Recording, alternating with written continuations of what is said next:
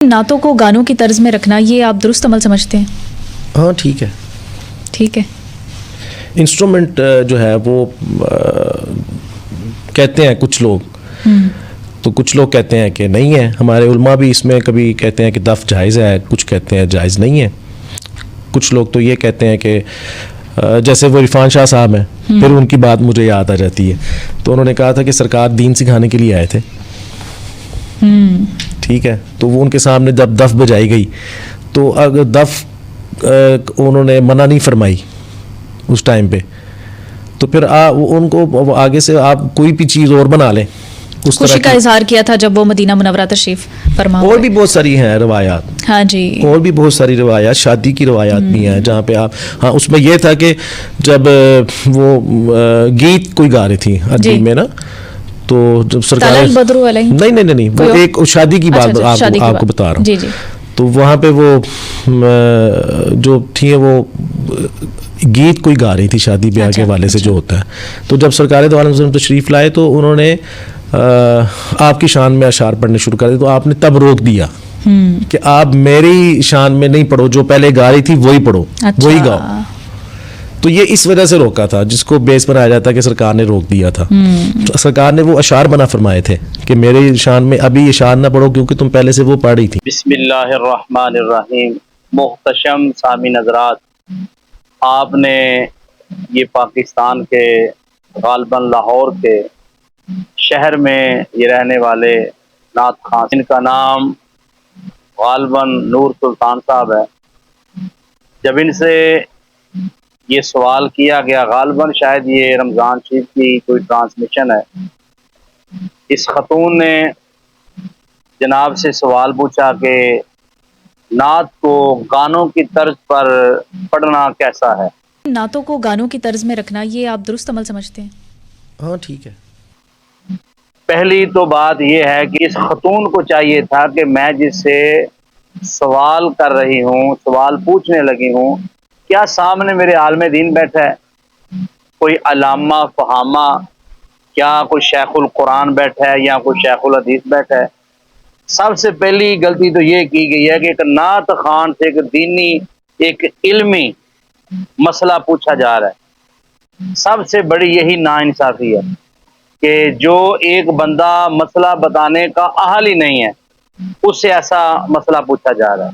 اب دوسری بات کہ موصوف سے نور سلطان صاحب سے جب یہ پوچھا گیا تو بغیر قرآن کی آیت پڑھے, بغیر کوئی حدیث مصطفیٰ پڑھے, بغیر امت مصطفیٰ کے ائمہ محدثین مفسرین کے ائمہ فقہا کے حوالہ جات دیے بغیر ادھر ادھر کی باتیں کر کے تو کہہ دیا جی ہاں کوئی مسئلہ نہیں ہے, جائز ہے. بھائی یہ شریعت کسی کے گھر کی شریعت نہیں, شریعت نام ہے اللہ رسول کے حکموں کا. تو جائز اور ناجائز ثابت کرنے کے لیے قرآن و حدیث سے سنت سے دلائل آنے پڑتے ہیں. تو یہ آپ کی بہت بڑی غلطی ہے کہ آپ نے ایسے ہی سر ہلا دیا جی کوئی مسئلہ نہیں. کیوں مسئلہ نہیں ہے؟ سب سے پہلی بات تو میں آپ کو قرآن مجید سے یہ بتاتا ہوں, یہ بہت بڑا مسئلہ ہے. سب سے پہلی بات تو یہ گانوں کی طرز پر نہ تو آپ تب پڑھیں گے نا, پہلے آپ جب گانے کی طرز یاد کریں گے.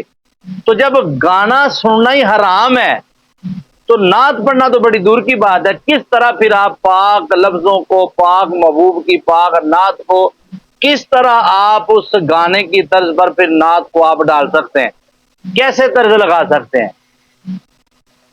یہ قرآن مجید برہان رشید میں سورہ لقمان آیت نمبر 6 ہے, اور اس کا ترجمہ بھی پڑھیں اور اس کی تفاسیر بھی پڑھیں. یہ سب سے پہلی روئے زمین پر صحابہ کی لکھی ہوئی تفسیر ابن عباس رضی اللہ تعالی عنہما میرے سامنے موجود ہے. اس مقام پر اللہ رب العزت نے یہ جو سورہ لقمان آیت نمبر 6 ہے, اعوذ باللہ من الشیطان الرجیم بسم اللہ الرحمن الرحیم وَمِنَ النَّاسِ مَن يَشْتَرِي لَهْوَ الْحَدِيثِ, اللہ رب العزت نے ارشاد فرمایا اور کچھ لوگ کھیل کی باتیں جو اللہ تعالیٰ سے غافل کر دیتی ہیں خریدتے ہیں. اب اس کی تفسیر میں حضرت عبداللہ بن عباس رضی اللہ تعالیٰ عنہ فرماتے ہیں بعض آدمی ایسے ہیں کہ کھیل کود کی بے فائدہ جھوٹی لغو خرافات باتیں یعنی مصنوعی قصے رستم وغیرہ کی کہانیاں آفتاب و ستاروں کا حال علم نجوم ناچ گانا خریدتے ہیں، یہ حرام ہے۔ اب اس آیت کی تفسیر میں سیدی اعلی حضرت نے فتاوی رضویہ شریف میں یہ صحابہ کرام رضوان اللہ تعالی علیہم اجمعین کے اقوال کو جمع کیا کہ صحابہ کرام نے اس آیت سے کیا مراد لیا، تو حضرت عبداللہ بن مسعود رضی اللہ تعالیٰ عنہ، حضرت عبداللہ بن عباس رضی اللہ تعالیٰ عنہما، حضرت خواجہ حسن بصری، حضرت سعید بن جبیر، حضرت اکرمہ، حضرت امام مجاہد اور دیگر صحابہ کا ذکر کرتے ہوئے فرمایا کہ ان کے علاوہ دوسرے ائمہ صحابہ کرام اور تابعین اعظام اللہ ان سے راضی ہو اس آیت کریمہ میں بےہودگی اور کھیل کی بات سے گانا بجانا مراد لیتے ہیں، اور اس کی یہی تفسیر فرماتے ہیں کون؟ صحابہ کرام، تابعین اور ائمہ، تین چار گروہوں کا صحابہ میں سے تابعین میں سے یہ ذکر کیا کہ یہاں جو اللہ تعالیٰ نے سورہ لقمان میں جو لغو باتوں کو خریدنے کی جو مذمت کی ہے تو فرمایا یہاں سے یہ چیزیں یہاں گانا بجانا مراد ہے اور یہ حرام ہے۔ اب اسی طرح تفسیر قرطبی، یہ تفسیر قرطبی حضرت امام ابو عبداللہ محمد بن احمد بن ابو بکر قرطبی رحمت اللہ تعالی علیہ، اور اس کا جو ترجمہ متن قرآن ہے وہ ضیاء الامت پیر محمد کرم شاہ صاحب الازہری، اب انہوں نے اس کا یہ ترجمہ کیا، صفحہ نمبر اس کا 22 ہے اور جلد نمبر 4 ہے۔ یہاں پر یہ لکھا کہ ابو عمر بن عبد البر نے اپنی کتاب الکافی میں کہا کہ وہ کمائی جس کے حرام ہونے پر اجماع ہے کہ یہ اس پر اجماع امت ہے کہ یہ کمائی حرام ہے، وہ کون سی کمائی حرام ہے؟ وہ سود، فحاشا، عورتوں کی اجرت، حرام کی کمائی، رشوت اور نوحہ کرنے اور گانا گانے والے، ان چیزوں کی کمائی جو ہے اجرت وہ حرام ہے۔ تو جب گانے کی اجرت حرام ہے تو گانے کے ساتھ کوئی فعل جوڑنا وہ کیسے حلال ہو سکتا ہے؟ تو آئیے اس کے بعد میں حدیث مصطفیٰ صلی اللہ علیہ وآلہ وسلم سے یہ آپ کی آگاہی کے لیے اور آپ کی اصلاح کے لیے اور دوسرے نعت خوانوں کی اصلاح کے لیے یہ حدیث پاک جو کہ جامع صغیر شریف کے اندر یہ حدیث شریف موجود ہے، رسول پاک صلی اللہ علیہ وآلہ وسلم نے ارشاد فرمایا جس نے گانے والیوں کا گانا سنا، آپ تو اس پر طرز بنانے کا پھر آگے اس پر نعت پڑھنے کا کہہ رہے ہیں کوئی حرج نہیں، اب دربار رسالت سے پوچھتے ہیں کہ سرکار دو عالم صلی اللہ علیہ وآلہ وسلم کتنا بڑا حرج بیان فرما رہے ہیں۔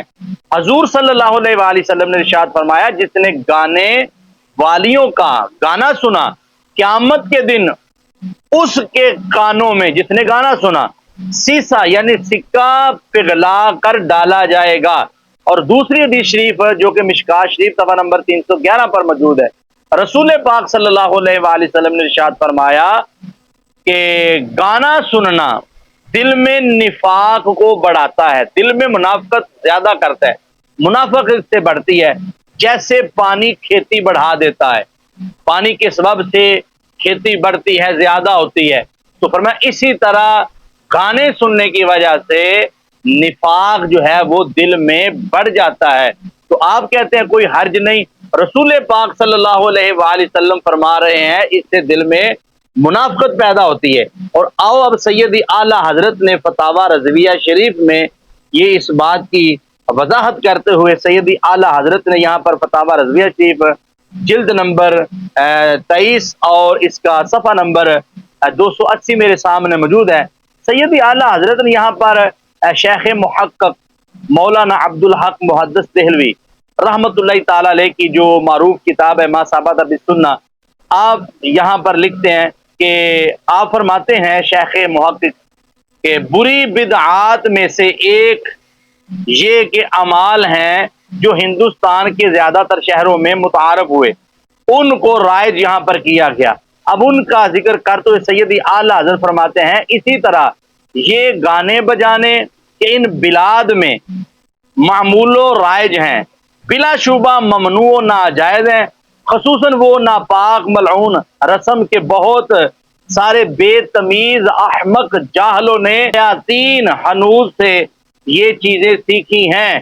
تو گانے کو شیطانی عمل قرار دیا گیا ہے، اور سب سے پہلے جو گانا گانے والا ہے وہ کون ہے؟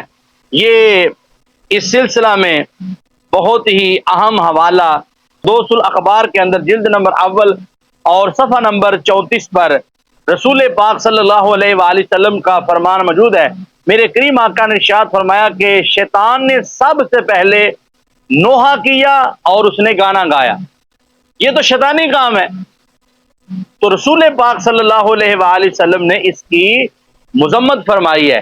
تو لہٰذا کسی صورت میں بھی کسی مسلمان کو، کسی نعت خان کو شریعت محمدی یہ اجازت نہیں دیتی کہ وہ گانوں کی طرف سے انڈیا کے گانے پہلے حفظ کرے، معاذ اللہ استغفر اللہ، وہ گانے یاد کرے، پاکستانی گانے یاد کرے تو پھر جو ہے وہ نعت اس پر پڑے۔ رسول پاک صلی اللہ علیہ وآلہ وسلم کی نعت شریف کی یہ آپ عزت کر رہے ہیں؟ کیا یہ نعت شریف کا تقدس ہے؟ کیا یہ نعت شریف کی عزت ہے؟